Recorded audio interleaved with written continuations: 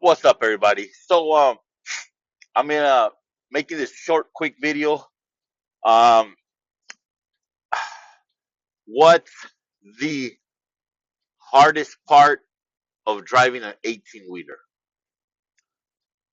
Of the 8 to 9 years that I've been driving an 18 wheeler, the hardest part is the long driving hours. The long hours. Why? Sleep. You know, you gotta moderate your sleep.